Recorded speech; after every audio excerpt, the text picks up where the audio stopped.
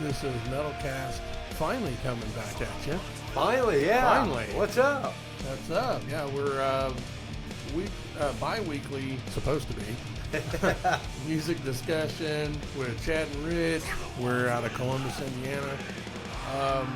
We're here to talk everything rock and metal, and you can watch and listen to us on YouTube and Spotify. Questions, comments, tell us we suck, whatever. Email us at mymetalcast@yahoo.com.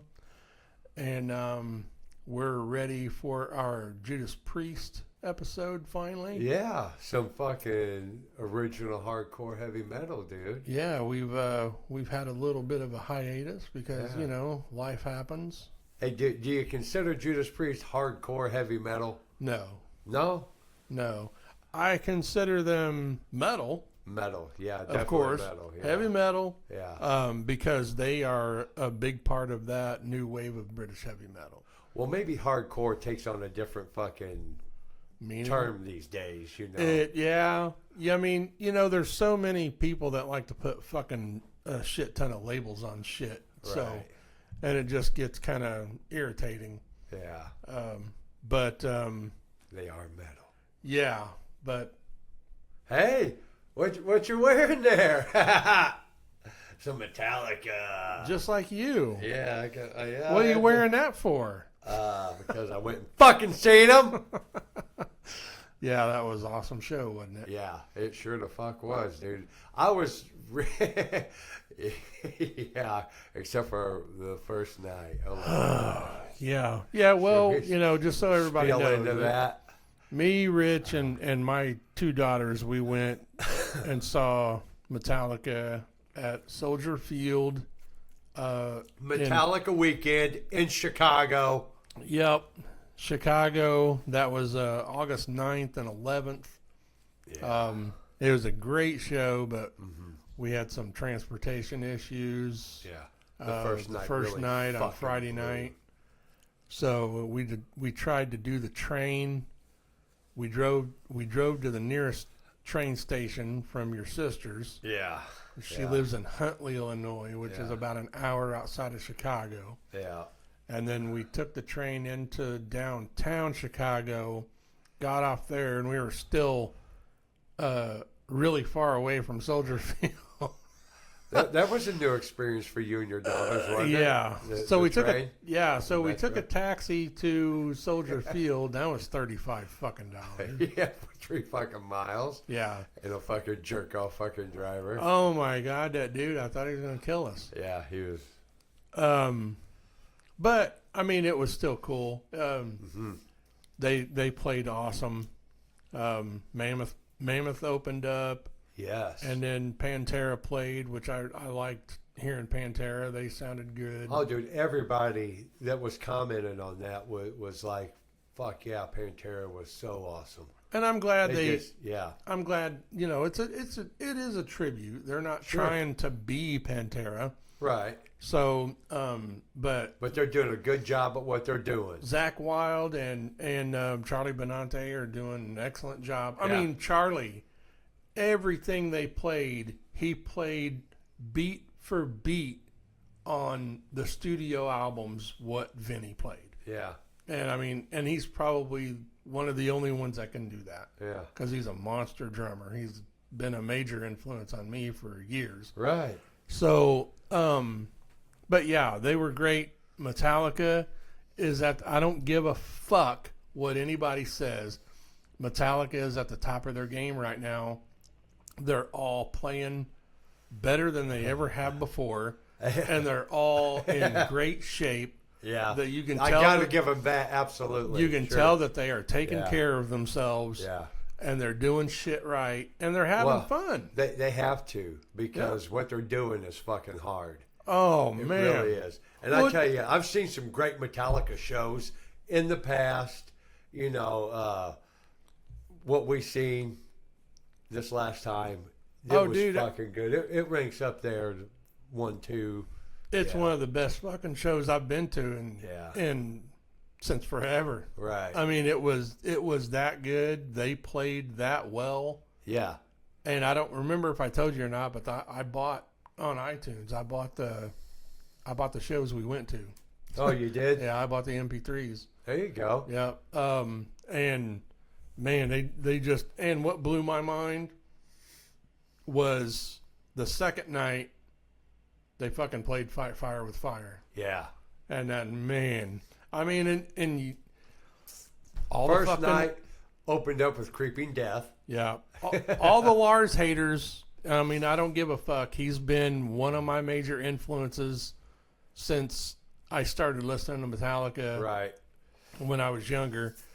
And the dude can fucking play. Yeah. And he's what? In his 60s. Oh, yeah. I'd And say. I'd like to see any of these motherfuckers that talk shit. Right. See, try them play. And they're what? 20, 30? Yeah. Or whatever. Right. I mean, he is still hard to fucking follow. Right. Because he is just, he's a monster drummer. Yeah. And they're all playing great. Second night opened with Whiplash. Oh, yeah. That was awesome. Yeah.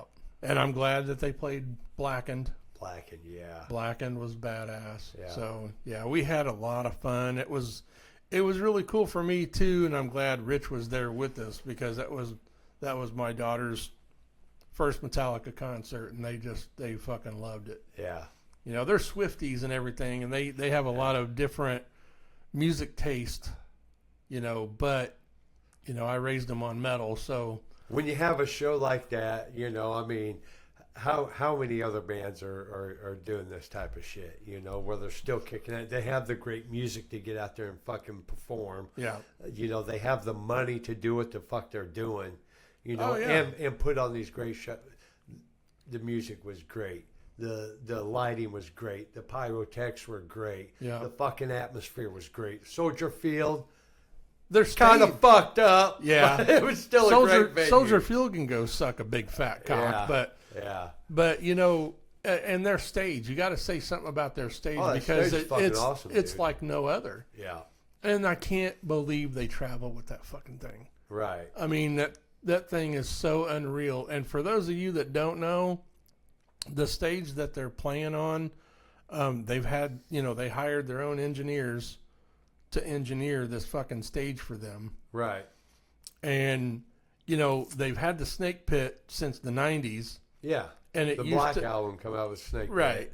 And it used to hold like 200 or 300 people. Well, this will give you an idea of how big this motherfucking stage is now because inside, you know, their Snake Pit now Yeah. holds like 700 or 800 people. Yeah. So Yeah. if that gives you an idea of how massive this fucking thing I think is. it was six to eight. Yeah. I thought I heard somebody saying 600 down there in the pit. Yeah, and I heard the capacity at Soldier Field was 80,000. Oh, really? Yeah, Okay. that's what I heard. And I know they were sold out because when even both nights, Both when nights, dude, Metallica hit the stage, the place was packed. the place there, you couldn't see an empty seat. Right. Could not see an empty seat. Five Finger Death Punch, they really surprised me. I don't listen to them, but you know, Yeah. seeing them live, they surprised me. I mean, they thought that sounded was good. Okay. They sounded good. Right. And I'm not a big fan of them. Never Right. have been. Yeah. Just because in the past, I mean, he may not be now, but I just can't stand the singer, Ivan Moody. He's just always he's always had a really bad alcohol problem, and it's really caused a lot of shit for the band. Right. And hopefully he's better Alcohol now. has a tendency to do that. Yeah, hopefully he's better now, and if he is, that's great. Yeah. But I've just never been a fan of their sound Right. much. Yeah. But they did sound good. They sounded good. They I didn't- like the theatrics of them and the Ice Nine Kills. Yeah, You know, it was just something different, seeing something different. right. Yeah, I mean when that guy from Ice Nine Kills, when he actually sang, he sounded good. Yeah. Yeah. I mean, you know, he had a lot of the, you know, growly cookie monster vocals that I call it. But anyway, There you go, Metallica weekend in Chicago. yeah, that was awesome. So if you guys ever get a chance, man, go check out fucking Metallica. They're still fucking- kicking ass. Yeah, they are. They're fucking badass. So, but As we move on. we move on to rock news. What do you got? Well, with our Judas Priest theme today, I have some Rob Halford news. Nothing big. It just what he did before he became a rock star. He was a lighting engineer in a theater. Oh, really? Cool. Yeah. So it gives it, it kind of because he's like a stage presence guy. Oh yeah. I mean, that's Yeah. why I mean he and they, him and Priest, they're the ones that started the whole leather studs and Harley riding and all that kind of Right. shit. They're the ones that kind of started all that. Right. So that kind of gives some a little insight into his whole persona. Oh yeah. His look and everything now. Yeah, I think Yeah, it's thought cool that how was cool. I think it's cool how they incorporated all that. Yeah. So, but is that all you got? No, Mr. Arnoff, Oh yeah. the fucking drummer, maestro. That dude's a monster. Yeah, well, he saved the day for Sammy Hagar out Yeah. in Cincinnati. Yeah, I think they said they played 4 shows Yeah. because I follow him on Facebook. Do you? Yeah. Yeah. Man, did you happen to see the drum kit? Yeah, it's pretty. He massive. was giving a nod to Alex Van Halen because he normally doesn't play a kit that big. Really? But that was his own kit. Yeah. So I mean, which all he has to do is make a phone call. I mean, he's endorsed by Tama, so Right. all he'd have to do is just say, "Hey, give me a fucking big ass kit." So, Right. but yeah, did you happen to hear? Because I tried to look, but I didn't have time to see. But did you happen to hear why Jason Bonham wasn't playing? No, some with family. Oh, was it? Yeah. I hope he's okay. In England. He's Yeah, he's English. what town he's British. from over there. Yeah. Yeah, I mean, I've always thought. I know when he was younger, like when he started the band Bonham, Mm-hmm. in the '80s, like the hair metal stuff, which is that's some good stuff. If Yeah. nobody's ever heard it, check Right. it out. It is good stuff. But he was kind of an arrogant asshole back then. Yeah. But he had some alcohol problems, like his dad did. Mm-hmm. So that kind of fell into it. But he, from And what he I fell understand, out of it. yeah. But from what I understand, he's an excellent person. Mm-hmm. And now he's just great to work with, and he's another monster drummer. Right. Kenny. I mean, I don't know anybody else currently that would be able to fill in like that Mm-hmm. for Sammy for doing all the Van Halen stuff. Right. I mean, Kenny's just an unreal talent. Yeah. So, but well, I only have a few things.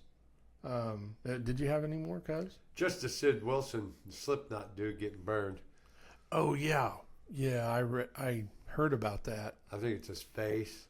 Yeah, That's was it on stage? I have no idea. Yeah, I didn't see exactly what happened. Mm-hmm. But you have any info on, like, I mean, is he okay, or do you know? Supposedly he's okay, but it's pretty bad. Damn. Yeah. And they got shows coming up. Yeah. So we'll see what goes with that. Yeah. No shit. Well, hopefully he's all right. Right. Even though I'm not a big fan, I don't want anybody to be hurt. Well, I had an interesting story I found. I thought I'd mention for rock news.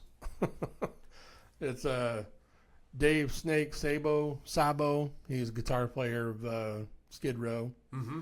I read a story where he has said that they have declined $1 million offer to reunite with Sebastian Bach. Declined $1 million offer. Yeah, declined $1 million. So if that tells you anything of how bad Sebastian is to work with, Yeah. he has just said that it's never ever going to happen. And from what I understand, because I think Rachel Bolan is still in Skid Row as well. Oh, really? Yeah, he's one of the original guys. Uh-huh. As far as I know, they all feel the same way, that they Yeah. do not want to work with him. Wow. Ain't that something? You got to be such a fucking jerk off to where, people don't want to do shit with you. Yeah. $1 million turned out $1 million offer. Yeah, and it's not like they're really swimming in money. I mean, I'm sure they're not doing bad, but they're not like Metallica or anything where they, Right. They have another job. Because like Lars and James, they're worth like over, $300 or $400 million each. Right. So, yeah. I mean, but I just thought that was interesting to say. Yeah.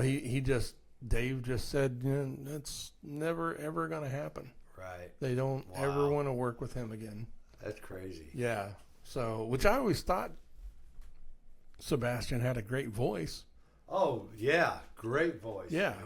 But it's kind of like the Axl Rose thing. Mm-hmm. He always been a fucking prick. Yeah. Why you got to be a prick? And I think Axl's come out of his fucking jerk off. Yeah. He seems in his later years, he seems like he's not a big asshole anymore. Yeah. Which is good. Yeah. Sebastian, on the other hand, he's probably Oh, I just recently saw a thing where he was fucking, I don't know exactly what the story is, but I recently saw a thing where he was yelling at a fucking fan while he's on stage for wearing a Skid Row shirt. What? I'm like, well, that's what made you famous, you fucking prick. I would have wiped my ass with it and threw it on stage. Yeah, exactly. Fuck you. Oh, man, what a dick. Man. So, but anyway, moving on. Yeah. Jack Russell passed away. Ooh. From Great White. Yeah, Jack Russell. He was only 63. He announced his retirement on July 17th. And he had Lewy body dementia, that's what Robin Williams had. And they said, just within a month of him announcing his retirement, he died August 7th. And they said it was complications. That's about 3 weeks, dude. Right. They said it was from complications of the Lewy body dementia and muscular system atrophy. So, well, when I seen him last year, they played that thing with Firehouse. Oh yeah, in Terre Haute. Mm-hmm. At the mill. Jack Russell's Great White. Yeah. Boy, it was rough. Yeah, didn't you say it didn't really sound all that great, did they? They did not. Yeah. No. Nelson was the fucking big hit. Oh yeah, Nelson. Yeah. Yeah. But yeah, that was pretty rough. You could tell then that, man, this dude should not be doing this. You know what I mean? Right. Yeah. So, but that's a shame. 63. Yeah. Wow. I mean, that's pretty damn young. Yeah. I mean, that's not much older. I mean, I just know since we were there seeing Metallica, I mean, I think just the week before we saw Metallica, James had a birthday, Hetfield, and he's 61. Right. So, I mean, they're pretty close in age. Yeah. I mean, that's pretty young to be kicking the bucket, man. Right. So, but that sucks. Jack also led a pretty rough life. Yeah. Yeah, he... Non-stop. You know, James has too, but, I think he's toned it down. Well, in his later years here, I mean, I know he's struggled with alcohol. Mm-hmm. And alcoholism. And he's recently, been in rehab or whatever in recent years. Yeah. But rehab. But at least he's these last few years he seems to be taking care of himself. Right. So and then I had Greg Kihn died. From Greg Kihn Band. He died August 13th. He was 75. Ooh. And he died of complications of Alzheimer's. Ooh, shit. Yeah. They always say complications from Alzheimer's. Yeah. What the fuck are the complications? Right. I mean, I don't know what the hell that means. But right. You know how that shit goes. Complications of Alzheimer's. Now it's complications of COVID. Yeah. Yeah. Whatever that means. Yeah. But Well, and I do have a couple of new releases. What you got? The new Foreigner. Oh, yeah. They You released. like that? I do like it. Uh-huh. I think it's a good song. Right. You sent that to me, didn't you? I think so. Yeah. Yes. They have a video that goes with it, and the video is really cool. It's very nostalgic. That's right. Yes. And I found out that Mick Jones and Lou Gramm they are part of it, because when I was listening to it, I was like, man, that sounds like Lou Gramm, and it is him. Wow. So he came back and did the song with them. Okay. It is going on their upcoming greatest hits, which will be released October 4th. And the song is called, it looks like it's the name of the greatest hits.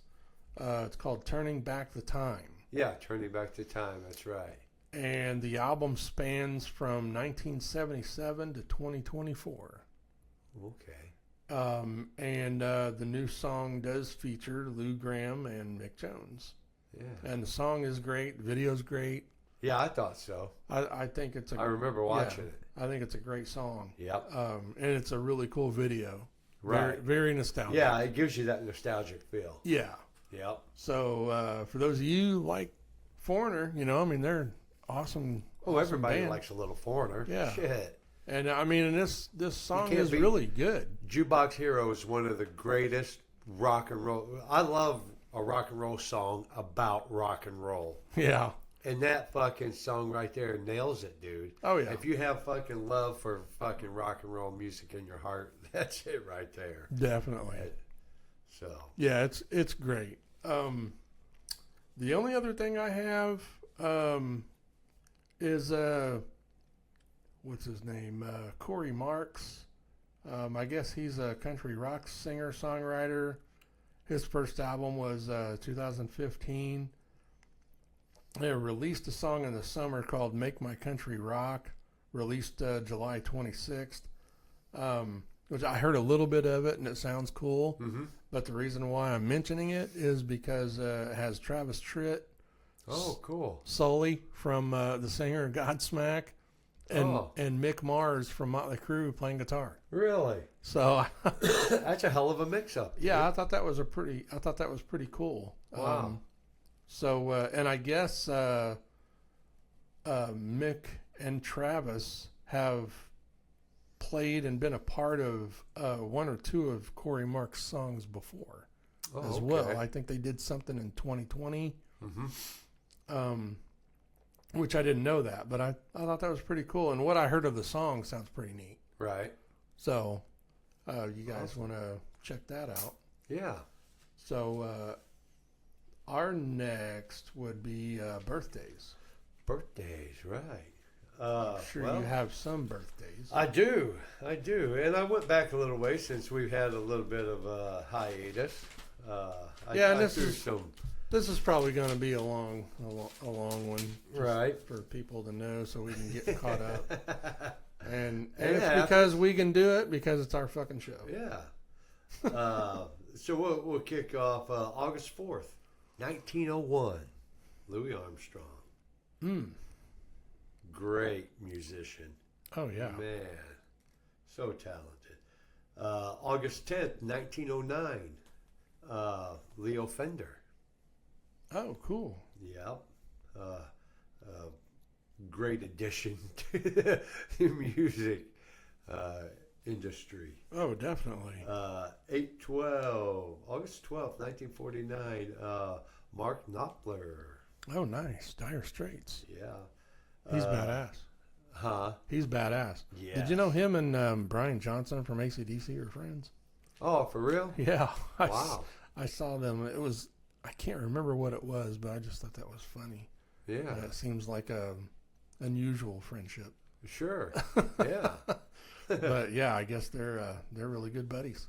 Wow. Yeah, I know Mark's awesome. Oh yeah, great. He has an unusual guitar style, and that's what Sultans of Swing. That's why I have heard many guitar players say that the leads and stuff that he does on that song are very difficult just because of his picking style. Yeah, because he uses his fingers. Yeah, he uses these three fingers because he doesn't use a pick. Right, and that's why it's so hard to mimic. Yeah, he's very talented. Oh, extremely. I've loved Dire Straits always. Oh yeah, they're awesome. So September 1st, Conway Twitty and Barry Gibb share a birthday. Oh. Conway Twitty was 1933 and Barry Gibb was 1948. Nice. Conway Twitty started out rock and roll. Yeah.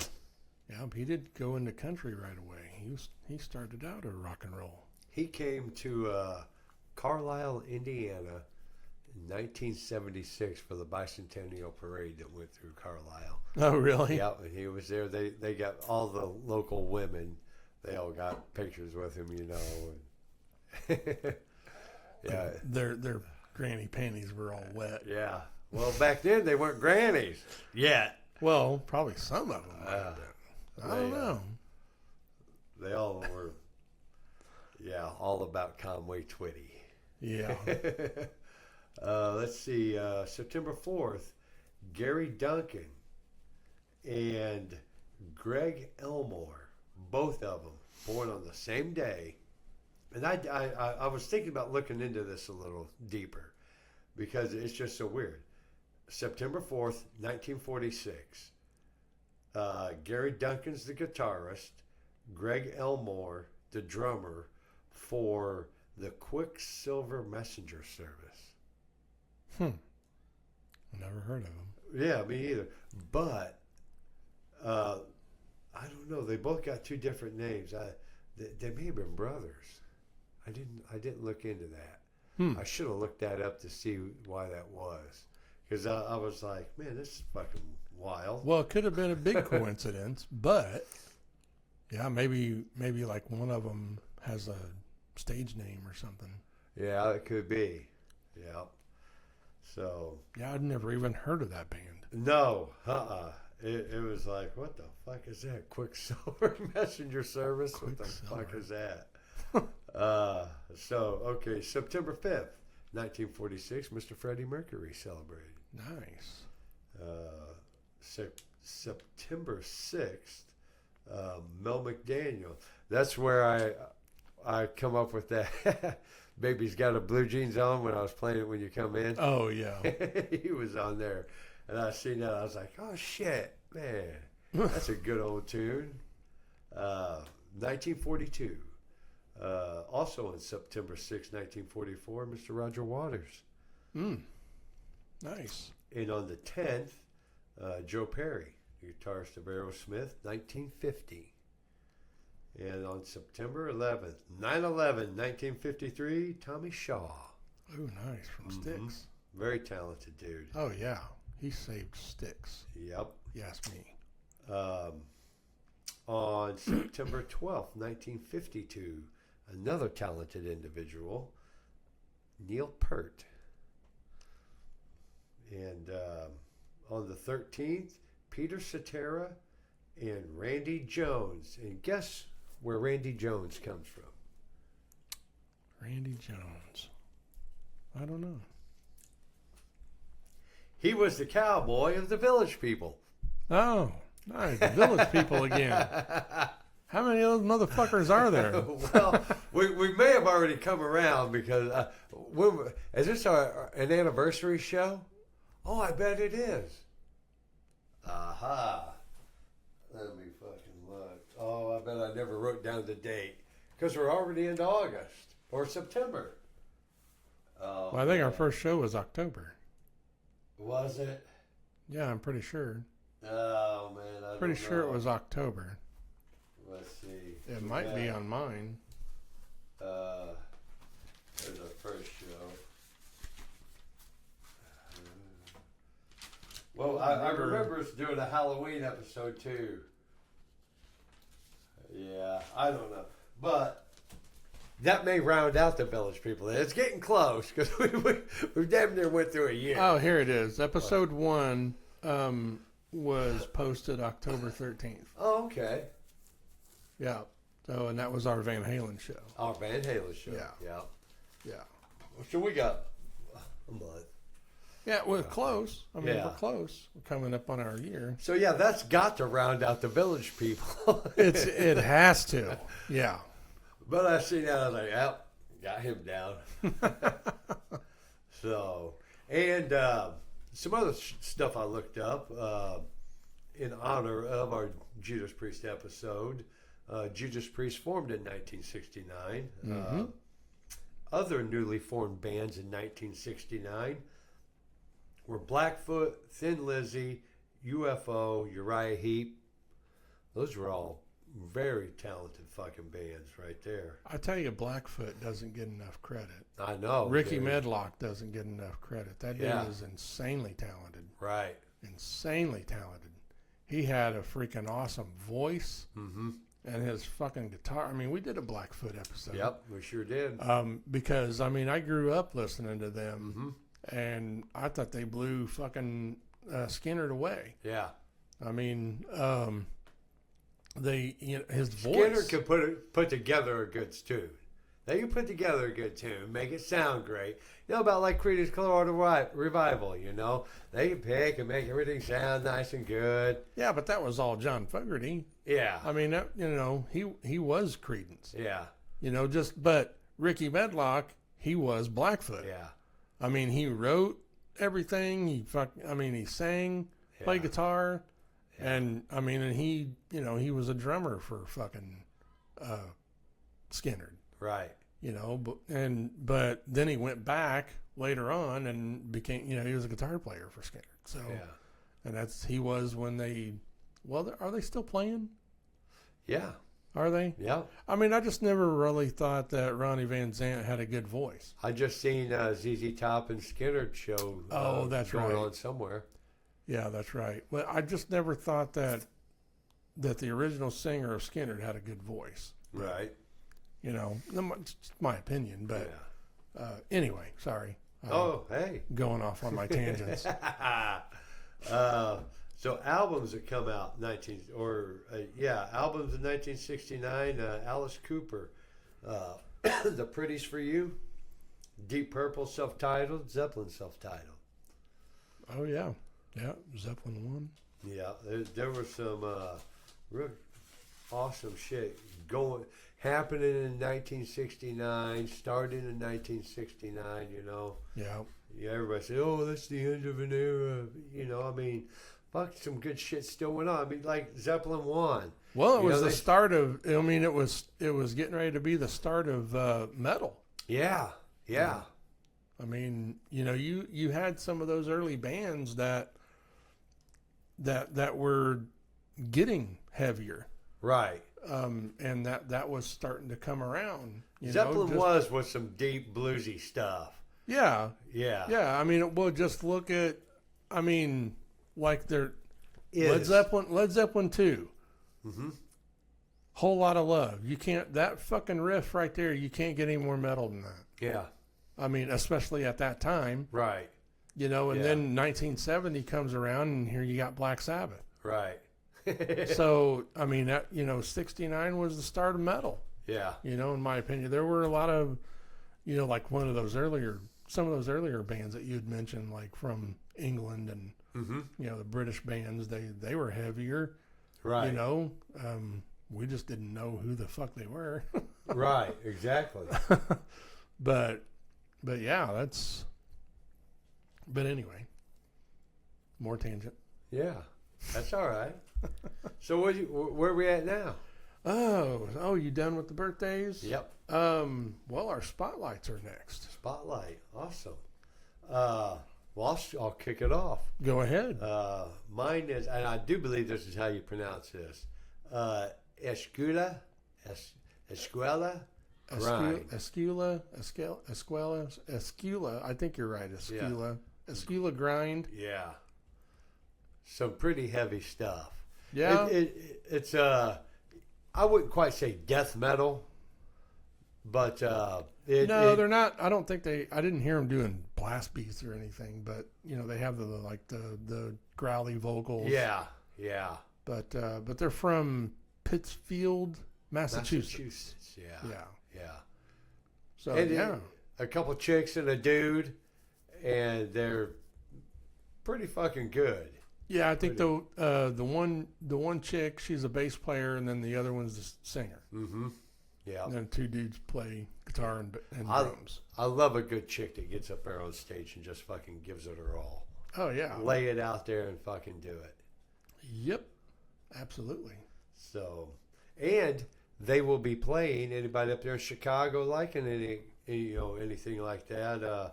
They'll be playing Reggie's, Chicago, Illinois, October 24th. It's a Thursday, $20 show. There you go. Yep. Go check them out. Right.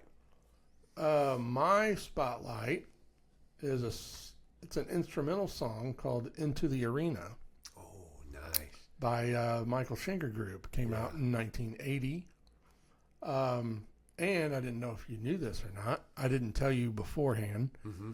But the album was produced by Roger Glover, the bass player of Deep Purple. Really? Yeah.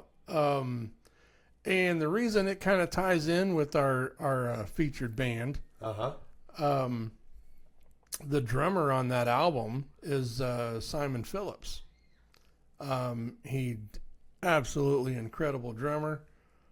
He's played for Toto, The Who, Joe Satriani, Michael Schenker Group, Tears for Fears, and Judas Priest. He was on. Nice. He was a drummer for Sin After Sin that came out in '77. Oh, really? Yep. So he was like right before Les Binks, I believe, and then that was when they got later on in 1980 was when Dave Holland came in to play drums. He played with them for 20 years. Yeah. Close. Yeah, almost 20 years. Yeah, it's go check it out. His drumming. I mean, the song itself. I know a lot of people are kind of hit and miss with instrumentals. I love a good instrumental. I fucking love them. We listened to that. That was fucking awesome. Yeah, that is definitely my top 10 of instrumentals, metal instrumentals, and it might be in my top 5. Really? Yeah, because that song is so cool. It's got a nice groove. The guitar riff's badass. It is. The drums are just absolutely awesome. Yeah. Simon Phillips is such a badass. But I'll have all the links and shit in the description. So, but check out Into the Arena. Awesome song, awesome band, and check out Rich's ESCUELA Grind band. Yeah. So after the spotlights, you have upcoming shows. I do. I sure do. We have anybody liking Fallen in Reverse. They are with 4 other bands. September 16th at Everwise up there in Indy. It's a Monday. So, I don't know what. Tickets. Guess how much tickets for the salon are? How much? $121 for the fucking lawn. Fuck that. Dude. On a Monday. That is so ridiculous. I mean, is that why they're fucking charging that much? Because it's a fucking Monday? Because most people, they got to make up for people not being there, I guess. Because, dude, and there is VIP available.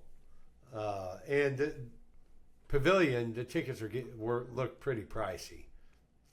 Very pricey. Shit, the $121 should be fucking VIP price. But you're getting 5 bands. The other bands, they were some no-namers that I'd never heard of. So I just 4 bands. So, but yeah, VIP available. On the 20th, September 20th, Megadeth with Mudvayne and All That Remains up at Ruoff, Noblesville. It's a Friday night. It was a good show. But lawn, $41. That's not bad. No, that's not bad. That's not bad at all. My opinion, a lawn fucking seat for anybody shouldn't be any more than $25, $30. $25. It shouldn't be any more than that. Not for a fucking lawn seat. Right. Yeah. So yeah, it's getting ridiculous to try and go to anything anymore. Mm-hmm. Getting so stupid expensive. Guar. We got any Guar fans out there? Crickets. Crickets. They will be playing the Vogue here in Indy, September 14th. That's a Saturday night. I actually saw them. Did you? Yeah. Yeah, I did. What was it? Good, bad? Well, it was Fear Factory was the opener. No, They were so motherfucking loud. I mean, you know, I've been a drummer almost all my life. Been around live music almost all my life. Yeah. No, it was at Fear Factory. Oh. They were so motherfucking loud. I mean, it was rattling my fucking teeth. Really? I had to go outside. Wow. It was just too fucking loud. Mm-hmm. And I think one of the first opener was Bile. I think that's what they were Bile. called. Yeah. Hey, would you like some bile? They were horrible. with your Guar. And I mean, and Guar, I mean, they were pretty loud too, but they weren't as loud as Fear Factory. Yeah. I mean, but it wasn't an all around good experience. Right. Hey. And that was I would say the year was probably around 93 or 94. Mm-hmm. Somewhere around in there. Right. I'd say 93 was when that was. And it was I can't even remember where the fuck it was, but it was somewhere in Indy. Right. Is where I saw them. So. Yeah. Well, the Vogue is a nice venue, but it's not that big of a venue. You know, it's. Yeah. Well, that's where we saw Southern Accents, right? Yep. Yeah. I mean, it's a cool venue. Yeah. Definitely. They have good sound in there. So they'll be with two other bands. Tickets were ranging from 56 to 116. So It's not too awfully bad. no, you want some good entertainment on a Saturday night in Indianapolis? There you go, some Guar. Our good buddy Bob, I went ahead and threw him in for some shows. The 13th, 14th, and 15th. That's a Friday, Saturday, and a Sunday. He will be at Hailstorm in Tinley Park on Friday night. Saturday night, Crown Point, Indiana. And that's all it had listed. So there must be some kind of festival or something going on in Crown Point that he's going to be playing. I don't know. That's Saturday. So Gotcha. I bet it is, because that's all it had listed was Crown Point. Yeah. And Sunday at Hoplore Brewing in Leesburg, Indiana. So you guys like some good folky rock? We've mentioned Bob before. Try to mention him every time. And coming up down there in Louisville, Kentucky, Louder Than Life. That's going to be down there September 26th through the 29th. That's a Thursday, Friday, Saturday, and Sunday. Yeah. Slipknot, Hailstorm, The Warning. That's Thursday night. Friday, we got Slayer, Anthrax. Saturday, Motley Crue, Disturbed. And Sunday, Korn and Judas Priest. And those are just a couple of the, big names. Every night, there's like 15 or 20 fucking bands. Yeah. Or more than that, probably 20 or 30, I bet, every night. Yeah. It's a long list. Oh, yeah. And I want to go off on a little tangent. Since you mentioned The Warning, super disappointed in their new album. Really? Yeah. It just sounds different than what they've been doing. Which I understand, creative freedom. You're trying to do something different maybe. Yeah. Whatever. But really a lot of synth type shit. And I just don't really care for it.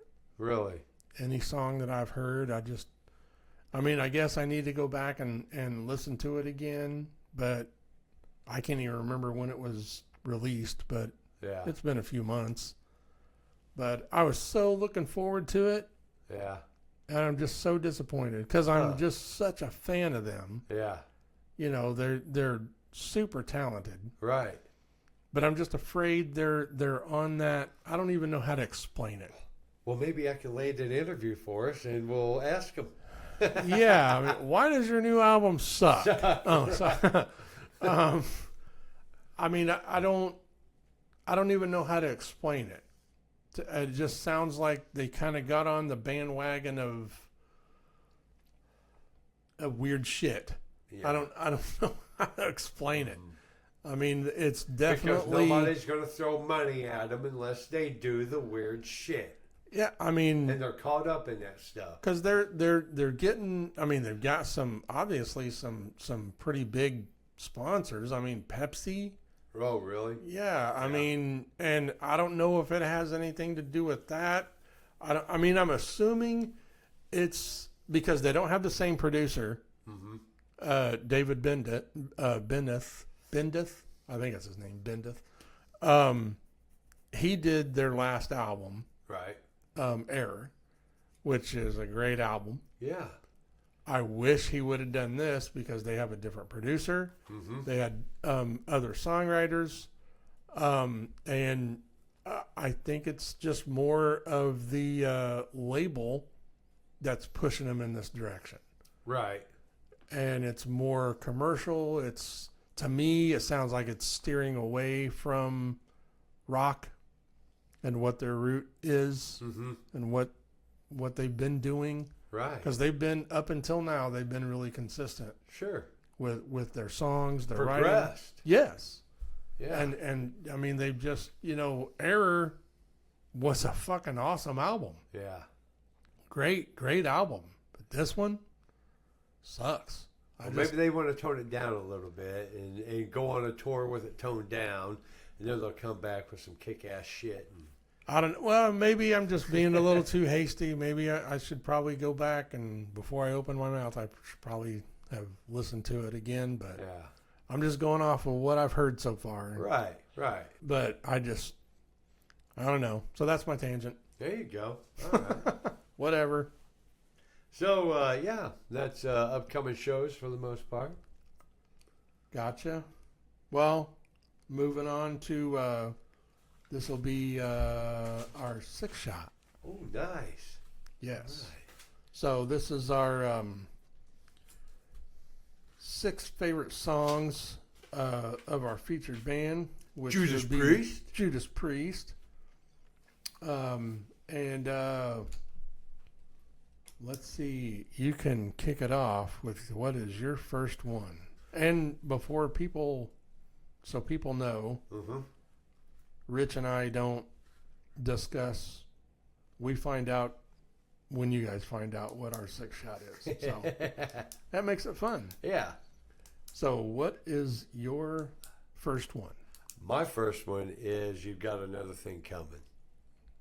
Great song. It's a great song, and it's it's a popular one, but it is a great song. Oh yeah. So that's why I put it down. Yep, it is a great song. That's off Screaming for Vengeance. Screaming for Vengeance. Well, my first one, and these are in no particular order. Right. My first one is Eats Me Alive. Oh. Off Defenders of the Faith from '84. I always just thought that riff was awesome. And that was, there's so many, this was hard for me to pick 6. Oh, I bet it was. It was easy for me. Because you're a bigger Priest fan than I am. Yeah. Always been a major Priest fan. Always loved Priest. So this was difficult for me. But my first one is Eats Me Alive.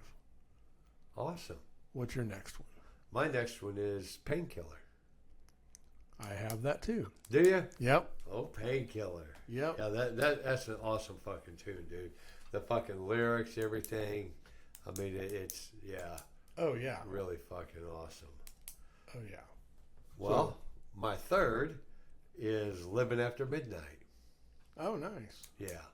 From British Steel. Yeah.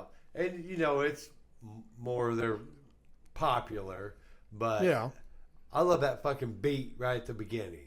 Yeah. And the whole song, it's fucking good. Well, like, even when I was starting to listen to heavier stuff, Priest was one of the bands that I started listening to heavier music. Yeah. Because of my brother, Dwayne. Yeah.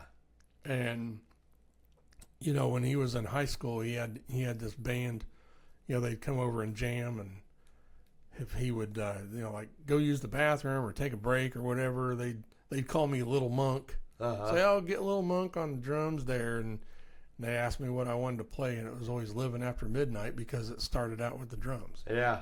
So I was like 8. Right. So, yeah. So I get what you mean about that. My next one would be Riding on the Wind. Oh. From Screaming for Vengeance, Yeah. 1982. That drum intro is fucking awesome. Right. Badass fucking song. Cool. So, what's your next? Invincible Shield. Oh, from the new one. Yeah. Yep. Their new stuff is fucking awesome. It is, dude. Their last two albums have been really, really impressive. Yeah. Yep. I really like that. You know, I like it more than I like the older Priest stuff. Really? Yep. Yep. Yeah, because Firepower, the album before that was a great fucking album. Yeah. Great. My next one is The Ripper. Ooh, nice. From Sad Wings of Destiny in 76. That's a badass song. That was all music and lyrics and everything was written by Glenn Tipton. Oh, yeah. The guitar player. Yeah. And, you know, he wrote it about the killer.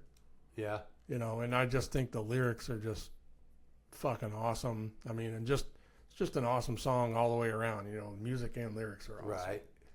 So yeah, you know, when a song comes, you know, where everything comes together on it, you know. Yeah, well, and they made it, you know, he made it eerie. Yeah. You know, it's an eerie song. Yeah. And it fits so well. Right. Yeah. All right. My next one's Crown of Horns. Oh, Crown of Horns. Yeah, Nice. That's another fucking awesome tune, dude. Oh, yeah. Yeah. My next one is Screaming for Vengeance. Oh, okay. That was the first album I ever heard by Priest. Uh-huh. That was the first song I ever heard by Priest. And just awesome fucking song. Right. Album's very influential. Very influential. Yes. And that's like one of my all-time favorite album covers as well. Screaming for Vengeance. You're right. My last one is Breaking the Law, Breaking the Law. Washing the dog. Yeah. I mean, even though that's one that is really popular of theirs, it's still a great song. Yeah. Great riff. Right. Great. Yeah. Did I ever tell you about that fucking when Dwayne was listening to that? Huh. Because like when my parents were married, we had that big house on Top Hat Road in Princeton. Yeah. Well, and the only shower we had was in my parents' master bedroom. Uh-huh. You know, everything else in the house was a bathtub. Right. And I don't know, Dwayne was probably 16, maybe 17. Yeah. He liked taking a fucking boombox in the bathroom and jamming out while he took a shower. Well, he was jamming to that tape. And my mom had went in. This was back when they were fucking holy rollers or whatever. But she had went into her bedroom to get something, and she heard that coming out of there. Breaking the law, breaking the law. She freaking busted in the freaking bathroom. She goes, "Hey, you want to break the law? Just go break the law." I was like, holy shit. She just grabbed the freaking ghetto blaster and fucking took off with it. She actually busted his fucking vinyl. Really? Yeah, she did. She busted him. I remember. A mad rage over the music, huh? He had. That'll make you go into a rage of fit of rage. He had Screaming for Vengeance on vinyl. He had Vandenberg, Blue Oyster Cult. I remember all that shit. But anyway. Oh, she probably had him fucking doing drugs, and he was doing all breaking. You're doing drugs. You're breaking the law. You're. Yeah, it was crazy. It's just music, Mom. I'm glad she's not like that anymore. She hasn't been like that for a long time. Yeah. But there were a lot of parents back then, dude. Well, and that's all it was. It was just the time. Yeah. You know. It wasn't their type of music, so they had to I don't know. Because fast forward just a few years after my parents divorced and we moved here, me and my mom moved here, and she loved freaking Van Halen, David Lee Roth. I mean, yeah, all that kind of stuff. So she mellowed out a lot. Yeah. But anyway, my last breaking the law. My last one is off of British Steel. Rapid Fire. Rapid Fire. That is that's really close to being maybe my all-time favorite Priest song. Oh, really? Yeah, that's cool. I love it. But anyway, there's our 6 shot. There's our Metal Cast 6 shot for you fuckers. Awesome. So, moving on to our main topic of Judas Priest. Yeah. Our featured band. They started in 1969, like Rich said earlier. And I didn't really write anything. I don't really need to write anything down for these guys. Yeah. I'm fluent in Judas Priest. Yeah. They mainly started as Ian Hill, bass, Glenn Tipton on guitar. And what's funny is they had the band together, and it was a lot of different guys. But Ian Hill, he was needing a singer. Mm-hmm. And his girlfriend at the time was like, hey, why don't you, my brother's a singer, why don't you ask him? And that ended up being Rob Halford. Oh, okay. That's what he was doing over at the theater. So, yeah. He was fucking singing and dancing. And... Yeah. So they Ian got with Rob, and that's how he got into the band. Nice. Because Ian was dating his sister. Wow. So that's really, really cool little trivia. Hey, that's some real rock and roll shit right there. Yeah. Hey, man, you're porking my sister. Can I get in the band? But yeah, they they had Glenn Tipton on guitar, KK Downing on guitar. They're the ones that really in my opinion, really started the whole dual guitar thing, which I love. And they had a lot of different drummers their first few years. Yeah. They formed in 69, but their first album wasn't released until 74. Mm-hmm. I believe it was. That's Rock-A-Rolla. Rock-A-Rolla, yeah. That's it was fucking awesome album. It was 73 or 74, I think. You got it pulled up? Yeah, 1974. Rock-A-Rolla. Yeah, so 74, and I mean that is still a good album. I mean they weren't as hard. Iconic album cover too, dude. Oh yeah, so fucking cool. Well, that's actually the second album cover. Their first album cover looked really fucking cool too. It was pretty awesome. Right? Yep, that's what I remember. Yep. Yeah. Yep. But let me pull that up. They're oh yeah. Yeah, I thought that looked fucking badass. Dang it. But I'd love to have that on vinyl with that original artwork. Oh yeah, that'd dude. be fucking awesome. It's some fucking beast with a fucking big sword cannon with missiles on it, and he's holding fucking bombs in his fucking hand. Going, fucking throw them at you. Looks cool as shit. But anyway, their first album, I mean, they weren't as hard as they ended up being. Mm-hmm. But it was still good, great rock and roll. Right. Great writing. Halford had, just right off the start, he had a great voice.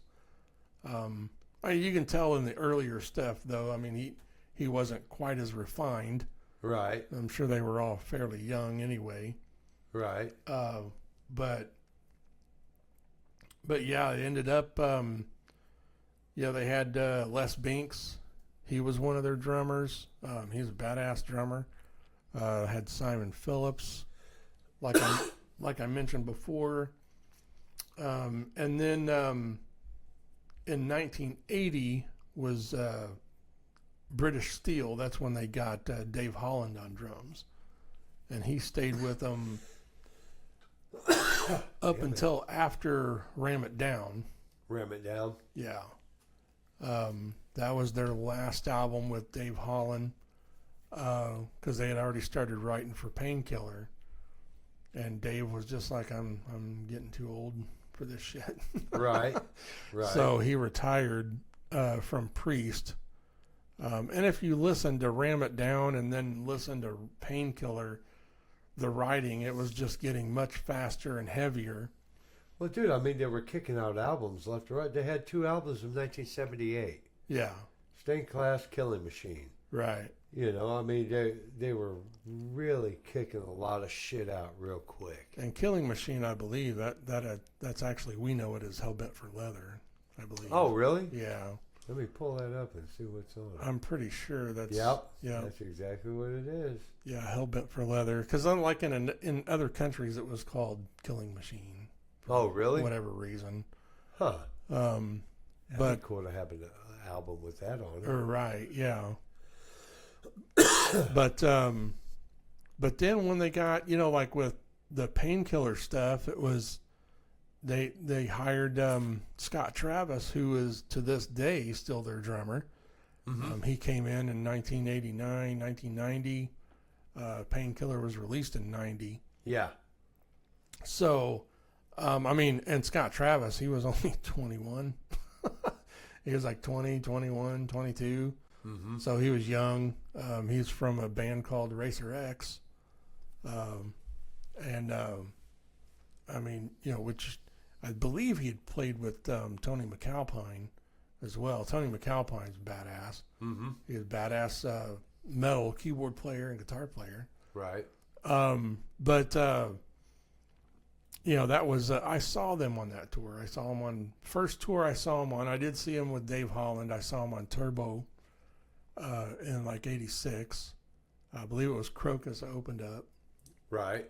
And that was an awesome show. They had this big freaking robot that came up from the stage. I mean, the thing was like 2 or 3 stories high, and it had like these big arms that came out, and it picked KK Downing and Glenn Tipton up and raised them up. Oh, really? While they were playing. I mean, it was just, it was fucking cool. Well, you can tell, because they went like constantly album, and then Screaming for Vengeance, mm-hmm. and then took 2 years, and then Defenders of the Faith took 2 years. Yeah. Then Turbo, 2 years. Ram It Down, 2 years. Because they were out there, doing a bunch of shit. Oh yeah, by that time they were having big tours. Yeah, you're touring, and you ain't got time to be sitting in the studio constantly. Yeah, and they were big enough that they were their label would let them do that. So it was making them big money. Yeah, I'd say they've kicked ass from start to finish, dude. I mean, really, Yeah, they're fucking, man, they're insanely talented. Well, they got. Yeah, I didn't count how many studio albums they had. I forgot. 19? 19 studio albums. Wow. And I know one of I believe it was their first. I may have miscounted that. I believe their first live album was Unleashed in the East, and that was very popular. That was a very popular live album. Right. Yeah. Unleashed in the East, because that was in the mid '70s. Yeah. Sometimes they don't. They don't list the live. Yeah. Well, and then like in the collaboration. mid They '80s, just they had give the studio. they had Priest live. That was a big Yeah. That was a big fucking live album and for them. yeah, I remember Unleashed in the East. Yeah. Yeah, that came out in like 76, Mm-hmm. 77, something like that. Right. And which is a great album. I'm not big on live albums, but that's a great album. Yeah. That has my favorite version of Exciter. Exciter. I can't believe it. That was off of Stained Class. But that is an awesome fucking version, their live version on Unleashed in the East of Exciter. Oh, really? Oh, man, his voice. Oh, my God, especially at the end, he goes like really fucking high, and man, it's fucking badass.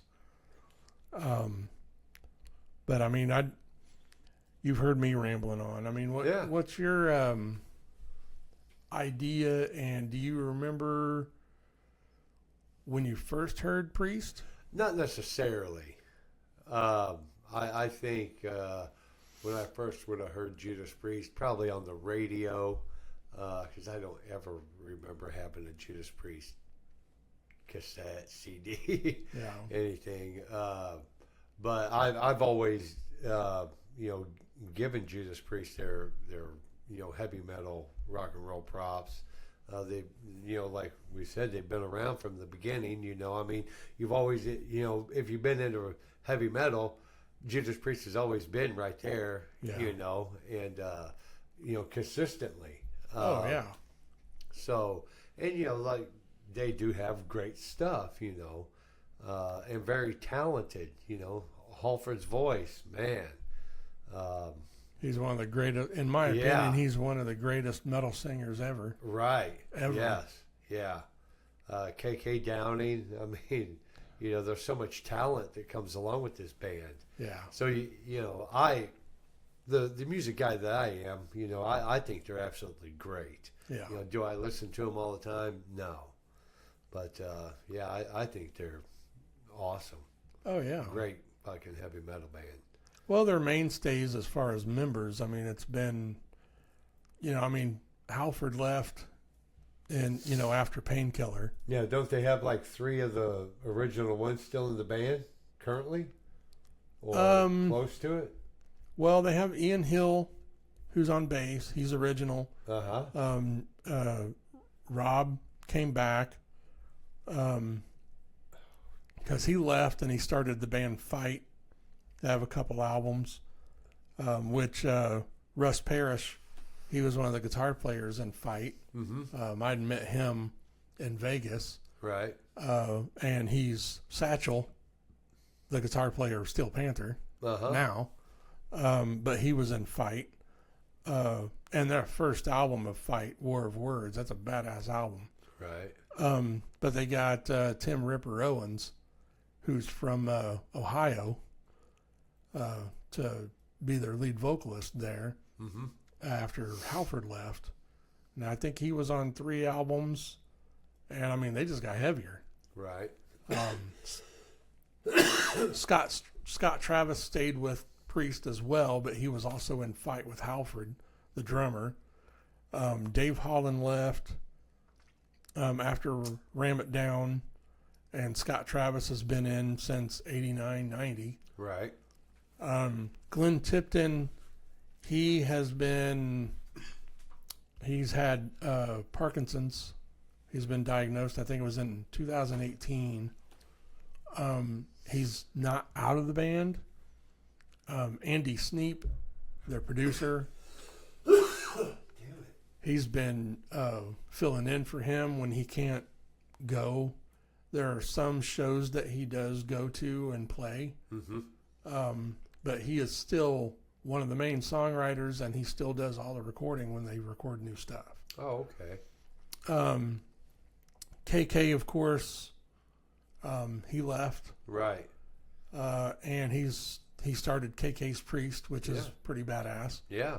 And he was replaced by Richie Faulkner, who's great. Yeah.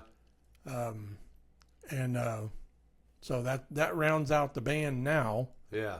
I really wish KK was still in it. I mean, him and Glenn were just so awesome together. Right. I mean, they're dueling solos, and man, they're just awesome. Yeah. Awesome fucking players. But like you said, all of them are great players.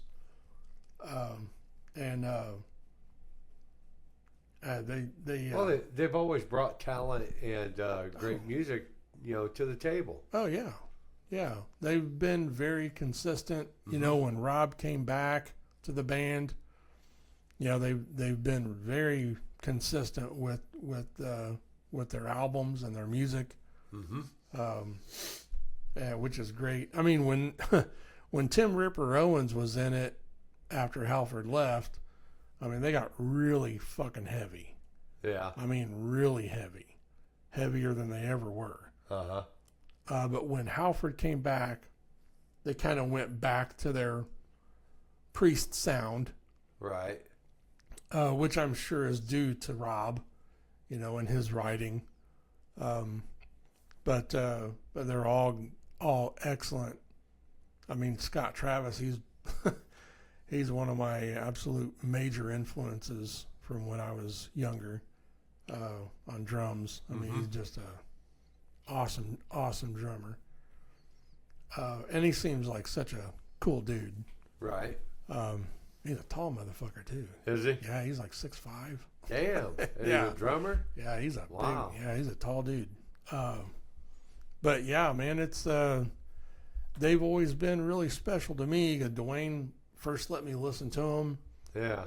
My parents were still married. Like I said, it was Screaming for Vengeance. So this had to have been 83, 84 maybe or something. Right. Because I was probably like 8, 9. Yeah. And then I went back and listened to the Defenders of the Faith, then British Steel, and then I just, it was just like Van Halen. I was just right. I was just a fan ever since I heard him. Yeah. So because it was Van Halen was one of the others I heard first, right. when I was starting to get in the harder stuff. Sure. But yeah, I think the first album of even though it was later on, more in the mid 80s when I started listening to Van Halen, it's probably like 83, 84. But the first album I remember hearing was Van Halen 1. Really? Yeah. I remember Dwayne had that on vinyl. Yeah. Yeah, I remember looking at it and seeing the album cover, and I was like, man, that looks cool. Yeah.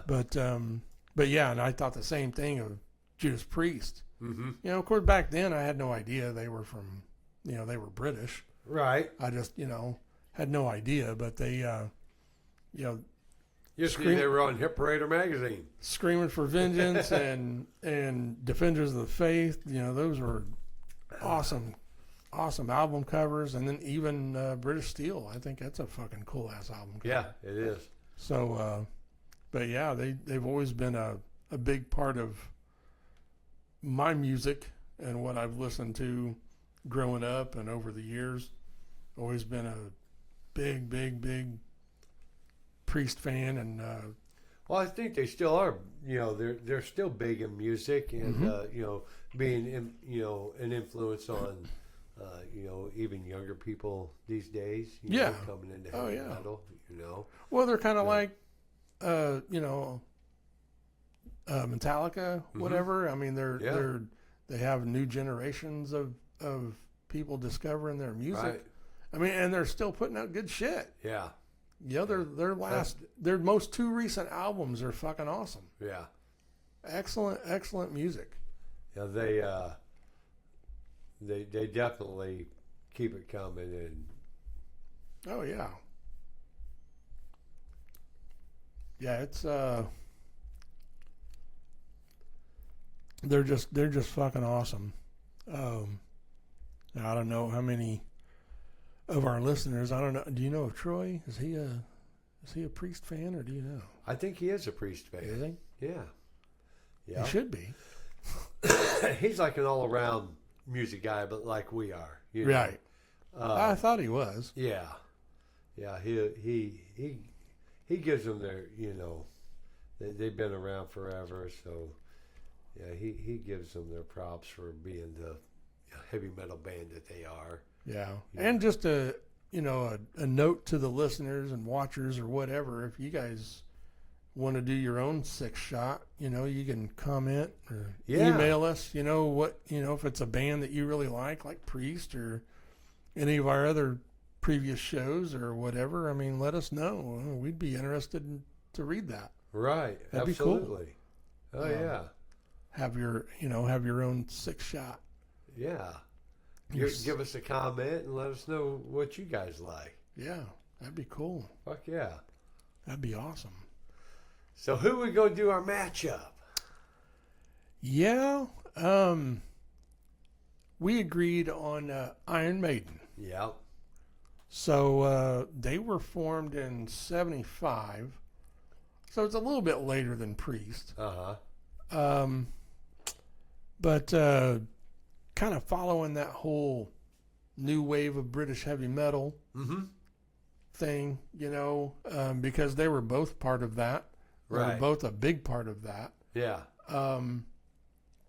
And they have had a long stay. They've had a long career. And I think they were really good to be put up against Priest. Oh, absolutely. They've had, like I said, they've had a really long career, just like Priest has. They've had numerous albums. They've had 17. 17. Yeah, I knew it was close. Priest has had 19. They've got 17. I knew it was pretty close. Plus, I know they have some really popular live albums as well, just like Priest does. Oh, yeah. Iron Maiden's got all kinds of fucking live shit. I think they're pretty close. And they've had, oh, geez, a ton of fucking tours. Oh, they've had major tours. Yeah. So we haven't done an Iron Maiden show, have we? No, but I mean, they are heavy metal. We should. Yeah, definitely. I'm sure we will. Work Iron Maiden in sometime. So, what's your take on Maiden? Oh, my take, dude, first time I heard Iron Maiden, it was like, oh, wow, fucking, that voice. I think I caught Iron Maiden before I caught Judas Priest. Really? Yeah. So, I think I'm more partial to Iron Maiden. Really? Yeah. But, yeah, it's, they've always brought that talent. Yeah. Dickerson, he's very, very good vocalist. I put Halford over him. Yeah. As far as the vocals go. Well, he has great vocals. I mean, he's not the original. He didn't come in until Peace of Mind. So that was like 82, I think. Right. Peace of Mind was 82. Let's see. Yeah, 83. Oh, 83, okay. You had Iron Maiden, self-titled, Killers, and The Number of the Beast. Yeah, because their original singer, Paul Diano, isn't that right? Their original singer. Let's see. Pretty sure it was Paul Diano. That could be. He's on there. What's it say? Yeah, because I know he was on their first at least couple albums, because I know he was on Killers. Yeah. And I guess they just didn't feel it. Right. So, and because like Nico McBrain, it's the drummer. His first album was Peace of Mind. And I might be wrong on Bruce, what his first album was. I thought it was Peace of Mind, but I know Nico McBrain's first album was Peace of Mind. So he's not original, but both of them are still in the band to this day. Right. They've had a lot of mainstays, just like Steve Harris, the bass player, one of the baddest bass players ever. And they've had Dave Murray. He's one of the originals, guitar player. And but I have a lot of history with Maiden because I grew up listening to them as well. And I do love them. I love Peace of Mind. Peace of Mind and Power Slave are my two favorite albums by them. But if I had to choose, it would be Priest over Maiden. Oh, really? Yeah. Yeah. Yeah, I would have to choose Priest. So, but, you know, nothing against Maiden at all. They have awesome. They've been very consistent over the years. Just like you said, they've had 17 studio albums. Yeah. Priest has had 19. And I mean, you know, and they both have had very long careers. With especially in the last 20 years, 20 plus years, very, very little member changes. Right. You know, I mean, well, you get all the rock and roll quirks lined out, and then people start to, you know, fall in. It takes 20 years of fucking button heads, and it takes another 20 years to get everything lined back out, and then you're 40 years in, and everybody comes back together. Yeah, well, I mean, still alive. You know, ever since Priest, I mean, they haven't had any member changes for a long time. Really? Yeah. Yeah. They haven't had member changes. I mean, aside from Rob leaving and coming back, and then, I mean, really the only reason why Glenn Tipton semi-retired was just because of his disease. Yeah. And then I'm really not for sure about exactly why KK left. I keep getting conflicting stories about that. Right. I wish he hadn't. But Richie Faulkner's he's an awesome replacement. I mean, he's a great guitar player. Yeah. He has the same kind of style. Sure. So, and I mean, I've seen and read articles about him talking about being in the band. Oh, really? Which it's like, to him, it's very surreal because he grew up, you know, being a major fan of Priest and Glenn and KK's style and the dual guitar style and all that. And then now he's in the band. Right. You know, which is, you know, that's just too cool. So, one day I'll grow up and be in Judas Priest. So, and then there again, you know, with our matchups, you know, tell us which one you guys would like. And I think overall I would pick Judas Priest. Would you? Yeah, but you know, like I said, you know, probably came to like Iron Maiden first. But is it just because their sound, like you I like think their sound a little better? I think so. Yeah. But you know, I like Judas Priest sound, you know. Yeah. So, and I think Judas Priest is, you know, he got a little bit more talent, you know, a little bit more on the talented side. Right. So, you know, I'll go with Priest myself. Gotcha. Well, yeah, and you guys tell us what you like. Yeah. Or if you wanted to pick your own, if you had somebody else to put them up against. Or whatever. But that's what's closing out the show. I will put all the links in the description of shit that we talked about. Right. And email us at mymetalcast@yahoo.com. And the next show, I forgot to write that down. I have to look real quick. Oh, and our Wrath interview. Yeah. Which went really great. That was fucking awesome. Yeah, we did that in Chicago when we went to the Metallica weekend. Yeah. We just kept it rock and roll. Yeah, it was great. That's going to be... not sure what's going to be,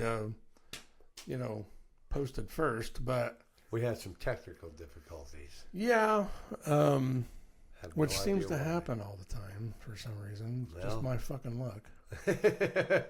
But yeah, the next, as far as non-interview, our next regular show is going to be the 60s decade. Yeah. which that'd be fun. Yeah, looking very forward to that. So I mean, we're That's kind of gonna be off. an awesome 6-shot. Yeah, we're gonna be. I mean, we're kind of off right now because we had our little hiatus there. Yeah. So Life kicked me around a little bit. And, oh, same here. yeah. So it wasn't just all you. Yeah. So, you know, we haven't gone anywhere, and we're still gonna be posting. Check out our past episodes. You can listen and watch on YouTube or Spotify. And you guys check out our local mentions would be 13th Floor Music and Seymour. You can go check out some vinyl, CDs, shirts, posters, all kinds of shit. Mark's cool. WJAA 96.3 in Seymour. Yes. 106.1 The River here in Columbus. Absolutely. And 93.9 WNDX Indie Metal out of Indianapolis. Metal. And that's it for us. You have any final words? Hey, no, just tune in and keep on rocking. Yeah, go check out some live music. Yes. When you can afford it, and and we will have the Wrath interview coming for you guys here sometime. It'll probably be posted by the time you see this, so pay no mind to me being a dumbass. So, but catch you guys next time and stay metal. Yeah, keep on rocking.